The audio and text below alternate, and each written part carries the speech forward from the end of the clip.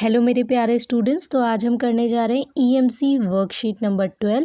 और एक बात वो मैं आपको बता दूं कि यहाँ पे ईएमसी नंबर 6 लिखा है, बट ये ईएमसी जो है वो है आपकी 12। ओके, सो इसे आप करेक्ट कर लेंगे जब आप इसके सॉल्यूशंस लिखेंगे। सो स्टूडेंट, सबसे पहले अपना name, class teacher name, okay, ये लिखेंगे और इसके साथ अपनी क्लास डेट ज़रूर मेंशन करेंगे। सो आज का आपका टॉपिक है सहयोग। सहयोग मीन्स कोलैबोरेशन। इसका पार्ट 2 करेंगे। पार्ट फर्स्ट आप ऑलरेडी कर चुके हैं वर्कशीट 11 में, ईएमसी वर्कशीट 11 में। ओके, सो स्टार्ट करते हैं इसे। सबसे पहले बोला गया कि पिछली वर्कशीट में हमने समझा कि एक दूसरे का सहयोग करते हुए किसी भी काम को बेहतर तरीके से पूरा किया जा सकता है। मतलब जो लास्ट वर्कशीट थी इसमें हमने जाना कि जब हम किसी काम को मिलके करते हैं या किसी की मदद से करते हैं तो हम उसे कितने बेहतर तरीके से कर सकते हैं। तो आपको यहाँ पे देखने को मिलेगा, एक चित्र देखेंगे कि आप इसमें आपको 1 2 3, ठीक है, 3 लोग जो है शो कर रहे हैं। और उसके अलावा आप देखेंगे कि ये क्या कर रहे हैं, ये असेंबल कर रहे हैं कुछ, ठीक है। इस चित्र को देखिए और सोचकर बताइए, यदि सभी व्यक्ति एक ही तरह के काम करने लगेंगे तो क्या दिया गया काम कुशलतापूर्वक पूरा किया जा सकेगा? क्या सबकी अलग अलग क्षमताएं काम में विविधता लाती हैं? आपको बोला गया है कि इस चित्र को देखना है और चित्र को देख के आपको ये बताना है कि जब सभी व्यक्ति मिलकर किसी काम को करते हैं, ठीक है, तो उस काम को करने में जो है कुशलता आती है कि नहीं आती है, ठीक है, और काम को कितने अलग तरीके से, कैसे बेहतर तरीके से किया जा सकता है। क्या सबकी अलग अलग क्षमताएं काम में विविधता लाती है? मतलब काम जो है उसमें आप देखेंगे कि बहुत सारी जब यूनिक चीज़ें और डिफरेंट आइडियाज़ मिलते हैं तो वो कुछ यूनिक बन जाता है। तो यहाँ पे यही पूछा गया है, क्या वो यूनिक बनता है? ओके, उसके बाद आपको बोला गया कि आपको एक प्लेन बनाना है। क्या बनाना है? प्लेन बनाना है, ठीक है। तो प्लेन बनाएं। अब प्लेन बनाने के लिए आपको कौन से स्टेप फॉलो करने हैं ये आपको देखना है। सबसे पहले आपको बोला गया स्टेप फर्स्ट, अपने परिवार के सदस्यों की मदद से 2 टीम बना लें। अपने परिवार जो है उसमें 2 छोटी छोटी टीम बना लीजिए, 2 या 3 मेंबर्स की। उसके बाद जो है आपको क्या करना है कि स्टेप सेकेंड जो है आपका स्टेप 2, दोनों टीम के सदस्य एक एक कागज़ लेकर एक प्लेन बनाएं। एक ऐसा प्लेन जो दिखने में खूबसूरत हो और ज़्यादा दूरी तय कर पाए। आपको यहाँ पे बोला गया है कि आपको क्या करना है, दोनों जो टीम है आपके परिवार में आपने बनाई है, दोनों को क्या करना है, एक एक कागज़ ले लेना है, दोनों टीम को एक एक पेपर, ठीक है। और उसके बाद क्या करना है कि एक ऐसा प्लेन बनाना है जो दिखने में क्या हो, खूबसूरत हो और ज़्यादा दूर तक उड़ सके, ठीक है, ज़्यादा दूरी तय कर पाए। उसके बाद आपको बोला गया है कि स्टेप जो थर्ड है, स्टेप 3, अब दोनों टीम के सदस्य प्लेन बनाने के लिए सिर्फ अपने एक एक हाथ का ही प्रयोग करेंगे। दूसरे हाथ को दोनों अपनी पीठ से सटाकर रखेंगे। तो करना क्या है, स्टेप जो 3 है इसमें जो भी दोनों टीम है, ठीक है, उसमें 2 लोगों को मिलके, जैसे फर्स्ट टीम है उसमें 2 लोग और जो सेकंड टीम है उसमें 2 लोग मिलके एक प्लेन बनाएंगे। तो आप 2 लोगों को एक एक अपने हाथ का इस्तेमाल करना है और क्या बनाना है, अपने प्लेन को बनाना है, ठीक है। और एक हाथ को अपनी बैक पे रखना है, मतलब पीछे रखना है, ठीक है। क्या करेंगे, अपनी पीठ पे रख लेंगे। उसके बाद जो है स्टेप 4, ठीक है, इसमें है प्लेन बन जाने के बाद टीम का कोई अन्य सदस्य उसमें रंग भरने, प्लेन बनाने वाले, और ठीक है, प्लेन जब आप बनाएंगे तो क्या करेंगे कि बनाने के बाद आप उसमें क्या करेंगे, आप उसमें कलर करेंगे, ठीक है। तो आप जो है 2 लोगों ने आपने मिलकर बनाया, जो तीसरा मेंबर होगा वो क्या करेगा, उसमें कलर करेगा, ठीक है। प्लेन बनाने वाले प्लेन को रंगने में या सजाने में कोई मदद नहीं करेंगे, ठीक है। तो जिन्होंने प्लेन बनाया है उन्होंने एक एक हाथ से बना तो दिया पर उसको आप सजा नहीं सकते, ठीक है। जो थर्ड मेंबर होगा वो ही उसको तैयार करेगा। तो दोनों टीमों में ऐसा करना है। स्टेप 5, प्लेन बन जाने के बाद दोनों टीम के सदस्य एक एक कर अपने प्लेन को उड़ाकर दिखाएंगे। तो आपको क्या करना है, आपको जो आपने प्लेन बनाया है, ठीक है, इसको उड़ा के दिखाना है। तो प्लेन बन जाने के बाद आप क्या करेंगे कि दोनों टीम के सदस्य एक एक करके अपने प्लेन को उड़ाकर दिखाएंगे कि किसका प्लेन कितनी दूर तक जाता है, ठीक है। उसके बाद है अब सोचें और उत्तर दें। अब आपको क्या करना है कि आपने जो एक्टिविटी की इस अकॉर्डिंग आपको आंसर देना है, ठीक है। तो आपको सोचना है और इसके आंसर लिखने हैं जो क्वेश्चंस हैं।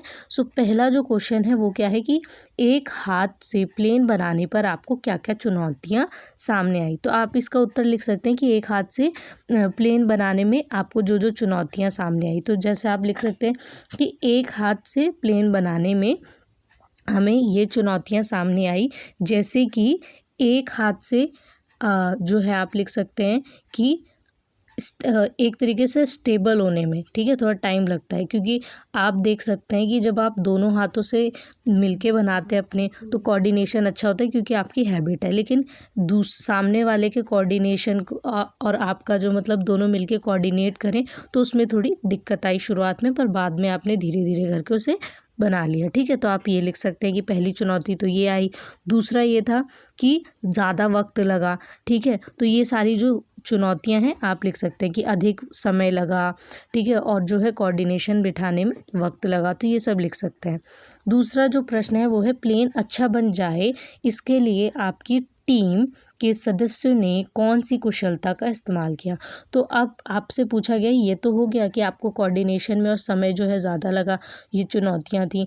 लेकिन उसके बाद फिर आपने जो प्लेन है बनाया तो क्या कुशलता काम आई। तो आप, ठीक है, तो इसमें आप लिख सकते हैं कि प्लेन अच्छा बन जाए इसके लिए आप अपनी कुशलता का प्रयोग कर सकते हैं कि आप कोऑर्डिनेशन बिठाने के लिए एक दूसरे को अपने जो संकेत है उन्हें समझा सकते हैं, ठीक है। और कैसे जो है उसमें जो भी गलतियाँ हो रही है वो ना हो, उसके लिए आप और भी अच्छे बेहतर तरीके बता सकते हैं, ठीक है। अपने जो हाथ हैं उन्हें किस तरीके से और अच्छे से इस्तेमाल करें, जैसे कि आपका अगर राइट हैंड और जो सामने वाला है उसका राइट हैंड या लेफ्ट हैंड जो भी कोऑर्डिनेशन अच्छे से बिठा पा रहा है उसका इस्तेमाल करें। तो ये पॉइंट्स आप यहाँ पे लिख सकते हैं, और भी पॉइंट्स लिख सकते हैं, ठीक है, क्योंकि आप जब इस एक्टिविटी को करके देखेंगे तो आपको रियल एग्जाम्पल ज़्यादा बेटर मिलेंगे, पॉइंट्स अच्छे मिलेंगे, ठीक है। उसके बाद बोला गया है कि सहयोग की पहचान, आपको सहयोग की पहचान करना है, ठीक है, मतलब कोलैबोरेशन की पहचान करना है कि हमारे आसपास कई वस्तुएं दिख जाएंगी जो बहुत सारे लोगों के प्रयास से बनी और हम तक पहुंची हैं। क्या ये आपसी सहयोग से के बिना संभव है। तो आपको यहाँ पे बोला गया है कि ऐसी वस्तुओं के नाम आपको एक तरीके से अगर मैं बोलूँ, मैं अगर नाम बताऊँ तो आप अपनी लाइफ में बहुत सारी चीज़ें देखते हैं, छोटी छोटी चीज़ें, ठीक है। जैसे अभी आप अगर देखेंगे तो आप जिस फ़ोन को यूज़ कर रहे हैं, ये फ़ोन एक बार में सैम्पल नहीं हुआ है, इसमें बहुत सारी छोटी छोटी छोटे पार्ट्स हैं जो कि अलग अलग लोगों ने बनाया और वो मिलके एक फ़ोन जो है बना है। तो यहाँ पे बहुत सारे लोगों को मिलके काम करना पड़ा है, ठीक है, किसी एक प्रोडक्ट के लिए। तो यहाँ पे मैं आपको एक एग्जांपल दे रही हूँ, ठीक है। तो आपको भी यही बोला गया है कि आओ देखें और समझें, ठीक है, कि कैसे सहयोग से कोई भी काम संभव होता है। उसके बाद आपको बोला गया है कि नीचे दिए उदाहरण की तरह किसी एक वस्तु का चुनाव कीजिए और उसके बनाने के में किस प्रकार से एक दूसरे के सहयोग से और मतभेद सुलझाकर एक निर्णय पर पहुँचे की प्रक्रिया को नीचे दिए गए स्थान में लिखिए। तो आपको यहाँ पे बताना है, जैसे आपको उदाहरण दिया है कि स्कूल यूनिफॉर्म दी गई है, ठीक है। तो आपको ऐसे ही कोई एक वस्तु का नाम सोच लेना है जो कि आप यहाँ पे लिखेंगे। उसके बाद उसे तैयार करने वालों की प्रतिभागिता। तो आपको बताना है कि उस वस्तु को जो है कैसे बनाया गया। तो सबसे पहले मान लीजिए यहाँ पे स्कूल यूनिफॉर्म है, तो आप यहाँ पे ऐसी कोई भी प्रोडक्ट लिख सकते हैं। और उसके बाद फैक्ट्री में इन्हें कौन डिज़ाइन करता है, ठीक है, ये पॉइंट लिखना है, ठीक है। जो भी आपने प्रोडक्ट लिखा है उसको कौन डिज़ाइन करता है, यहाँ पे आपको जो क्वेश्चन लिखे गए हैं वो यहाँ पे आप आंसर लिखेंगे। फिर दूसरा है कटिंग कौन करता है। तीसरा है बटन और जिप कौन लगाता है, जैसे प्रेस करके पैक कौन करता है। फिर है इस प्रक्रिया में यदि डिज़ाइन आदि के बारे में मतभेद होगा तो कैसे सुलझाते होंगे। तो आपको यहाँ पे जो प्रश्न दिए गए हैं इन प्रश्नों के उत्तर, जैसे कि अगर मैं आपको बोलूँ तो स्कूल यूनिफॉर्म के अकॉर्डिंग ये प्रश्न है। तो अगर आपने जो प्रोडक्ट चूज़ किया है, आपका प्रोडक्ट अगर अलग है, ठीक है, तो उसे तैयार करने वालों की प्रतिभागिता भी तो अलग होगी, ठीक है। कि जैसे मान लीजिए अगर आपने कोई खाने की वस्तु का नाम लिखा है तो वो बनती कैसे है फैक्ट्री में, ठीक है, उसके लिए क्या क्या वस्तुओं की ज़रूरत पड़ती है, ठीक है। फिर शुरुआत कैसे होती है, प्राइमरी प्रोडक्ट क्या होता है उसका, फिर जब वो बन जाती है तो क्या बन के निकलती है, ठीक है। जैसे मैं प्राइमरी प्रोडक्ट बोल रही हूँ और फिर वो बनती क्या है, तो मैं एग्जाम्पल दूंगी कि जैसे आप जो है आटा लेते हैं, फिर आटे से जो है कोई प्रोडक्ट खाने की, जैसे बिस्किट है या कुछ, तो आपने बिस्किट बना दिया, ठीक है, फैक्ट्री में, और फिर उसके बाद आपने सेल किया। तो यहाँ पे क्या है कि ये पहले एक प्राइमरी प्रोडक्ट आया, फिर वो सेल हुआ, ठीक है, प्रॉपर जो है पैकिंग हुई उसकी। तो ये सारे स्टेप्स लिखेंगे कि पैकिंग कैसे हुई, फिर उसके बाद जो है वो सेल जो हुआ वो कैसे हुआ। तो ये सारे पॉइंट्स आप लिख सकते हैं, ठीक है। तो जो भी आप वस्तु चूज़ करेंगे ये आप पे निर्भर करता है कि आपने किस वस्तु को लिया है और उसी के अनुसार आपको उत्तर लिखने हैं। उसके बाद आपको इसी पर जो है आधारित कुछ प्रश्न दिए गए हैं कि बॉक्स में जो आपने लिखा है उसको ध्यान में रखकर जवाब दें। तो जो आपने प्रोडक्ट चूज़ किया है, ठीक है, जो भी वस्तु आपने चुनी है उसके अनुसार ही आपको उत्तर देने हैं। तो पहला प्रश्न है कि एक दूसरे की क्षमता का इस्तेमाल करते हुए एक नई वस्तु कैसे बन जाती है। तो आपको बताना है कि एक दूसरे की क्षमता का जब आप प्रयोग करते हैं तो कैसे एक नई वस्तु बन जाती है। तो आप लिख सकते हैं कि एक दूसरे की क्षमता का इस्तेमाल करते हुए कोई भी एक नई वस्तु तब बन जाती है जब हम जो है समय को सबसे पहले क्या करते हैं, समय को बांटते हैं कि किस समय में किस व्यक्ति को क्या काम करना है, ठीक है, और अगर कोई समस्या आएगी तो उसको हम कैसे सुलझाएंगे, ठीक है। तो ये सारे पॉइंट्स आप इसमें लिख सकते हैं, ठीक है। तो आपका जो दूसरा प्रश्न है वो है, हमें अपने आसपास और भी वस्तुएं और काम देखने को मिलते हैं जहां आपसी संयोग दिखता है, किसी एक वस्तु या काम का उदाहरण दें। तो आप यहाँ पे उदाहरण देंगे, ठीक है, एक वस्तु एक काम। तो आपको कुछ ऐसा चूज़ करना है, एक ऐसी चीज़ चुननी है जिसमें आप दोनों का ही एग्जाम्पल दें। तो मैं आपको एक सिंपल सा एग्जाम्पल देती हूँ कि हमें अपने आसपास और भी वस्तुएं और काम देखने को मिलते हैं जहाँ आपसी संयोग दिखता है। जैसे कि किसी एक वस्तु या काम का उदाहरण दें तो आप होटल लिख सकते हैं, ठीक है। तो यहाँ पे होटल जो है आप देखेंगे कि होटल में जो है खाने की वस्तुएं, जो वहाँ की सेवाएं होती हैं, ठीक है, तो वहाँ पे आपको वस्तुएं भी मिलती हैं, सेवाएं भी मिलती हैं, ठीक है। तो यहाँ पे क्या है कि आप उदाहरण दे सकते हैं कि वहाँ पे सभी लोग मिलकर काम करते हैं, ठीक है। रिसेप्शन पे अलग आप देख सकते हैं, मैनेजमेंट का अलग सिस्टम होता है, ठीक है, और जो उनका मतलब खाने का सिस्टम होता है, किचन, वो अलग होता है, ठीक है, रेस्टोरेंट, उसमें बहुत सारी चीज़ें होती हैं। तो ये सारी चीज़ें क्या है, ये सारी चीज़ें मिलके क्या होती हैं, एक होटल को जो है उसके अंदर सहयोग जो है आप उसको देख सकते हैं कि कोलैबोरेशन कितने अच्छे से किया जाता है। उसके बाद है सहयोग करते हुए मतभेद हो जाएं तो कैसे सुलझाएंगे। आपको बोला गया है कि अगर सहयोग करते हुए, ठीक है, सहयोग मतलब कोलैबोरेशन करते हुए मतभेद हो जाए तो कैसे सुलझाएंगे। मतलब किसी भी तरीके की अगर प्रॉब्लम हो जाए आपस में, हो जाता है कि जब आप 4 लोग मिलके एक काम को करते हैं तो 2 लोगों के बीच में कहीं ना कहीं मतभेद हो ही जाता है, तो उसे कैसे सुलझाएंगे। तो आप इसे ऐसे सुलझा सकते हैं कि उन 2 व्यक्तियों को आमने सामने बिठाएं और उनकी समस्याओं को समझें कि क्या उनको समस्या है, ठीक है, और उसके बाद उनकी समस्याओं को एक दूसरे मतलब कोई एक ऐसा व्यक्ति जो उनसे ऊपर पोस्ट पे हो वो क्या कर सकता है, उनकी हेल्प कर सकता है, उनके डाउट क्लियर कर सकता है और कोऑर्डिनेशन बिठाने में मदद कर सकता है कि वो प्रॉब्लम्स अब आगे ना हो, ठीक है। तो उनका सहयोग वो कर सकता है।